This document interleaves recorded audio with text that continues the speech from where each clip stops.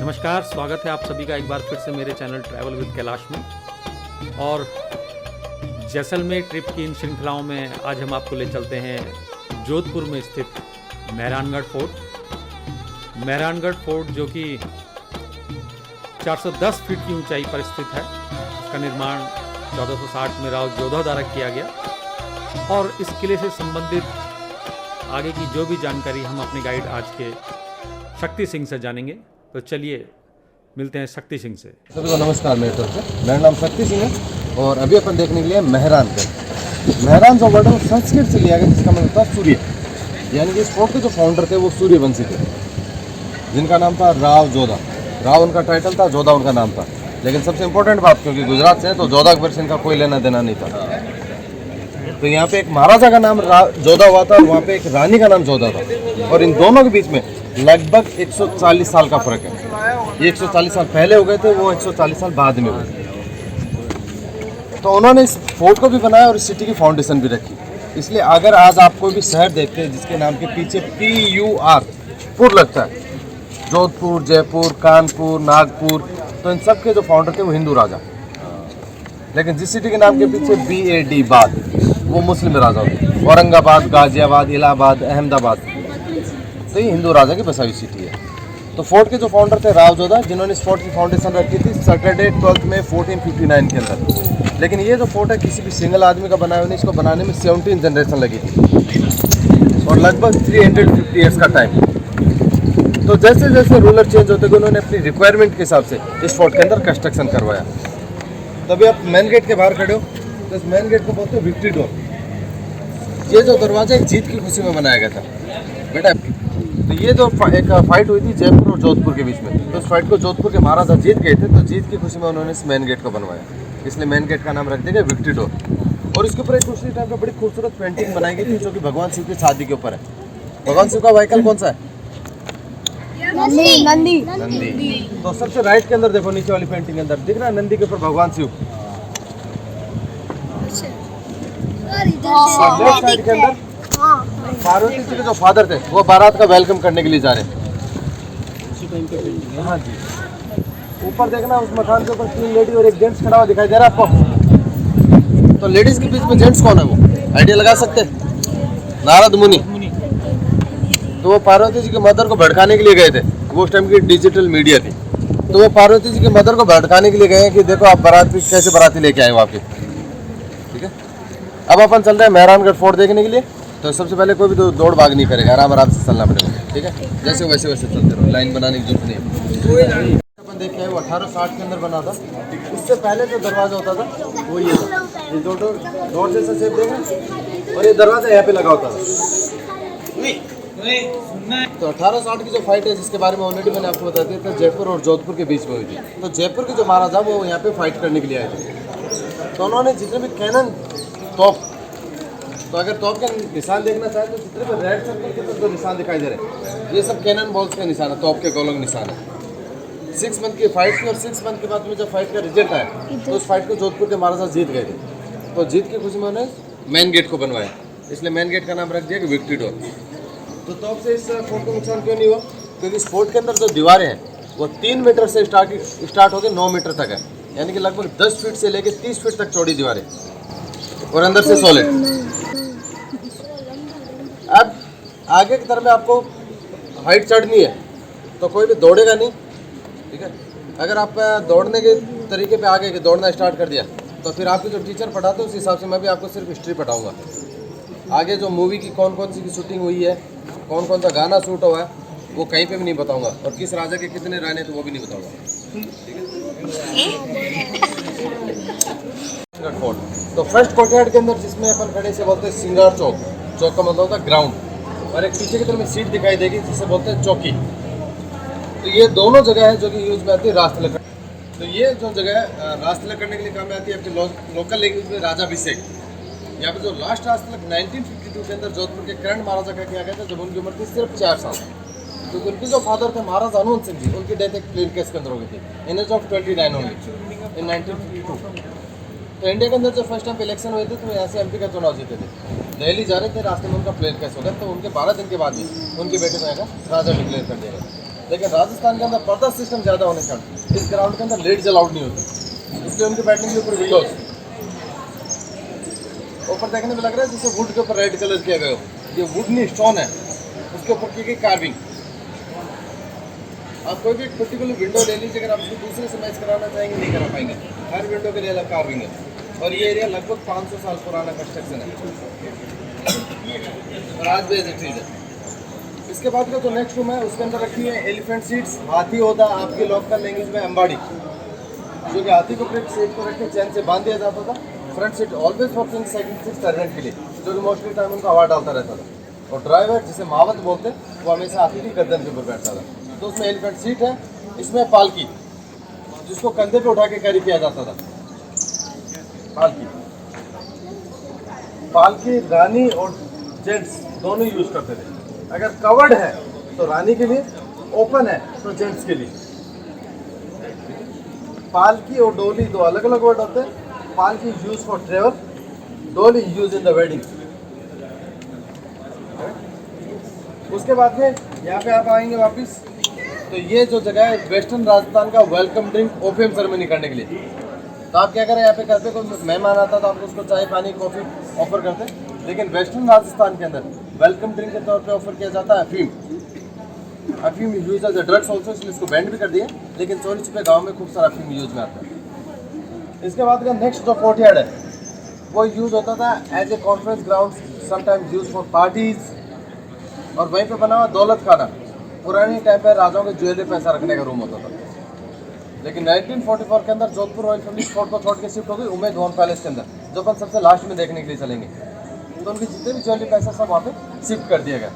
अब वो भी एक छोटा सा म्यूजियम बना दिया गया। पाल के रखी हुई है, कुछ शॉर्ट्स रखी हुई है, राजा की ड्रेस है, लेडी डम्बल्स हैं, कॉस्मेटिक आइटम्स हैं, सॉरी कॉस्मेटिक बॉक्स है।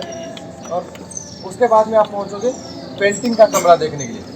तो मारवाड़ के अंदर जो पेंटिंग बनाई जाती है वो राइस पेपर के ऊपर होती है, रियल स्टोन कलर से। उसके बाद में यहाँ के फेमस टेक्सटाइल का कमरा, क्योंकि जोधपुर के अंदर खेती नहीं होती थी, एग्रीकल्चर लैंड नहीं है यहाँ पे, तो यहाँ की जो पब्लिक है वो अपनी रोजी रोटी चलाने के लिए कपड़े का काम करती है। और वहीं पे बना हुआ शीश महल, मिरर पैलेस, जो कि राजा का पूजा का कमरा होता था। तो इस फोर्ट का सबसे खूबसूरत कमरा मिलेगा आपको, जिसकी छत सोने की जड़ी हुई है। इस किले का नहीं, राजस्थान का सबसे खूबसूरत कमरा है। छत जरूर देखना उसको, राजा के मनोरंजन का कमरा था। और उसके बाद में पहुंचोगे आप टॉप फ्लोर के ऊपर, वहाँ पे बना हुआ वेपन्स रूम, हथियारों का कमरा है। तो तलवार भाले गन्स वगैरह रखी हुई है। और वेपन्स रूम के जस्ट ऑपोजिट साइड के अंदर सिटी व्यू दिखाई देगा आपको, जोधपुर शहर का। और शहर के व्यू के साथ में ये दीवार दिखाई देगी आपको, ठीक है। तो इसके ऊपर तोपे रखी हुई, ऊपर से देख लेना, वो जयपुर के अंदर, ठीक है। उसके बाद में महाराजा तखत सिंह जी का बेडरूम है, सबसे ज़्यादा पेंटिंग्स हो रखी है उस रूम के अंदर। फिर आएगा बच्चों के झूले का कमरा, बेबी कैडल्स रखे हैं उसके अंदर। लास्ट वाला जो झूला है वो इलेक्ट्रॉनिक है, लाइट से चलता है, 1948 का, हाँ जी। और उसका अपोजिट साइड में उस टाइम का अकाउंट ऑफिस, मुनीम जी बैठ के अकाउंट लिखा करते थे। फिर आएगा मोती महल, मोती समझते हो पर, तो जब वो रूम यूज होता था as a conference room, but conference with the ministers, दीवाने खास। और जब उसमें नाइट के टाइम में इमरजेंसी भी कॉन्फ्रेंस की जाती थी, तो लाइटिंग करने के लिए उसमें 3 तरफ दीपक जगा दिए जाते थे। और उनसे निकलने वाली लाइट, छत जो उसकी गिलास की बनी हुई है, कांच की गिलास है, छत है, तो उससे रिफ्लेक्ट होकर जब नीचे आती थी पूरा रूम मोती की तरह चमकने लग जाता था, इसलिए मोती महल। और उसके बाहर का जो ग्राउंड है वो यूज होता था as a play for colour festival Holi, Holi चौक बोलते हैं। और आपकी मूवी आई थी हम साथ साथ, जिसके अंदर गाना था मेरे हिट में नाचे मौत, वो वहीं पे शूट किया गया था, ठीक है। और लास्ट का एरिया है वो कहलाता है जवानी डोडिया क्वीन पैलेस। उस एरिया के अंदर पुराने टाइम पे जेंट्स नहीं जाते थे, क्योंकि पर्दा सिस्टम ज़्यादा होता था, ठीक है। अब उस रूम से स्टार्ट करो, ठीक है, और फटाफट घूम लो। सिर्फ 30 मिनट मिलते हैं आपको घूमने के लिए। जी, तो ये अब हम किले के अंदर म्यूज़ियम में आ गए हैं। और चूंकि 5 अलग अलग फ्लोर पर स्थित हैं इसके म्यूज़ियम, जिसमें कि उस ज़माने से संबंधित राजाओं के रहन सहन, पहनावा, यात्रा के साधन, ये सब चीज़ें प्रदर्शित की गई हैं। देख सकते हैं आप, अनेक चाबियों वाला ताला है ये। और जैसा कि बताया गया था, एक अंदर शीश महल है बेल्जियम ग्लास से निर्मित। तो एक मोमबत्ती ही पूरे कमरे को जगमगा देती है, क्योंकि ग्लास परावर्तित होने के कारण रोशनी इतनी फैल जाती है, इसलिए इसे शीश महल का नाम दिया गया। अभी हम जो है इसी को देख रहे हैं, शीश महल को। ये उस तरह की पोशाकें उस टाइम की, और एक ये चीज़ जो कि इसकी छत जो है 29 किलो सोने से मढ़ी गई है।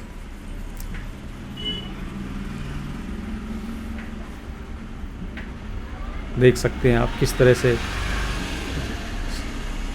बारीक सोने की कारीगरी का काम किया हुआ है। यहाँ तक कि खम्भों पे भी सोना जड़ा गया है। फूल महल जी,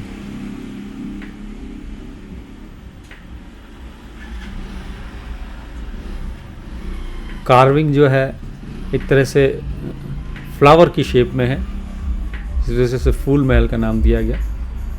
और ये अब हम किले की प्राचीर पर पहुँचे हैं। सामने आपको दिखाई दे रही हैं किले की सुरक्षा में तैनात तोपें हैं, जो उस ज़माने में यूज़ की जाती होंगी। सामने जो सफ़ेद बिल्डिंग आपको दिखाई दे रही है, ये राजाओं का एक तरह से प्राइवेट क्रिमिनेशन ग्राउंड है। और जैसा कि आपको बताया, 5 मंजिला ये एक किला है। और सबसे कमाल की बात कि ये भारत का पहला ऐसा किला है कि जिसमें लिफ्ट भी है। जी हाँ, इसमें सीधा टेरेस पे आने के लिए एक स्वचालित सीढ़ियाँ, लिफ्ट जिसे कहेंगे, वो भी इसमें लगाई गई हैं। 1995 से वो यहाँ पे कार्यरत है।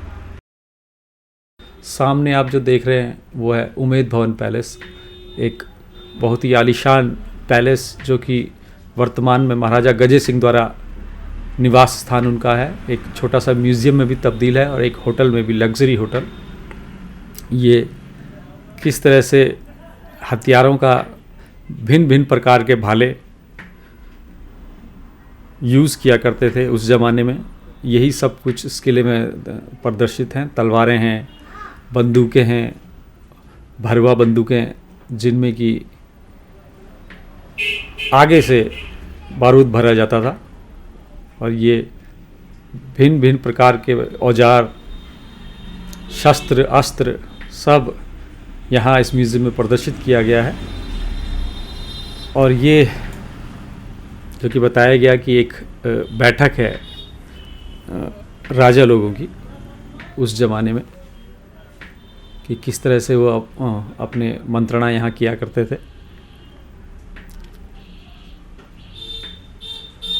और ये के म्यूलर द्वारा एक पेंटिंग है, बहुत ही खूबसूरत पेंटिंग है। पेंटिंग को देखकर आपको लगेगा बिल्कुल जीवंत पेंटिंग है। वीर दुर्गादास राठौड़ की ये तस्वीर उकेरी गई है।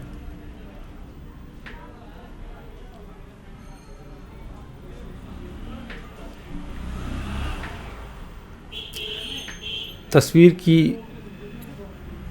सजीवता का अंदाज़ा इस बात से लगा सकते हैं कि जो तस्वीर में आप आग देख रहे हैं, उसकी चमक ग्राउंड पर और घुड़सवार के चेहरे पर, यहाँ तक कि पीछे से जो सूर्य की रोशनी भी आ रही है, वो भी तस्वीर में इतनी जीवंत प्रतीत होती है। ऐसा लगता है मानो एक जीती जागती, बोलती हुई तस्वीर हो, जो अपने आप में बहुत कुछ कह रही है। महाराजा अजीत सिंह की सिरोही निर्मित तलवार,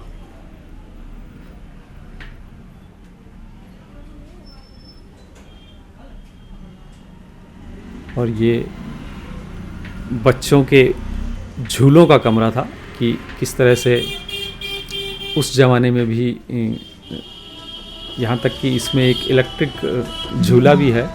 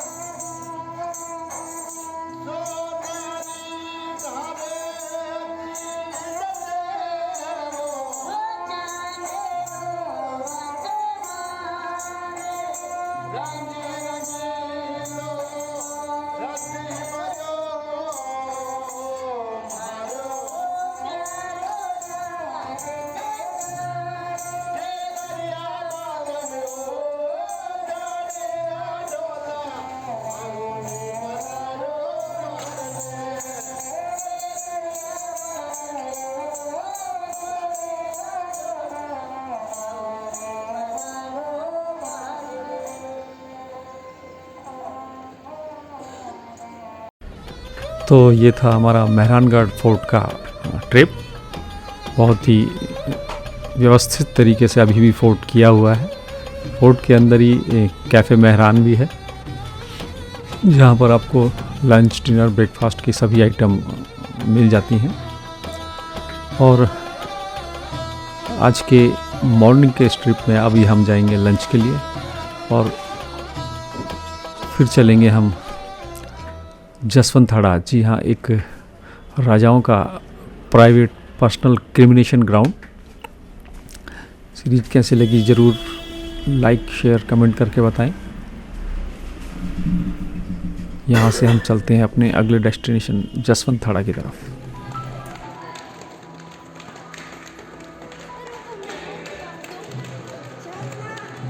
भागना नहीं है, अब बेटा गिर जाओगे, भागना नहीं है।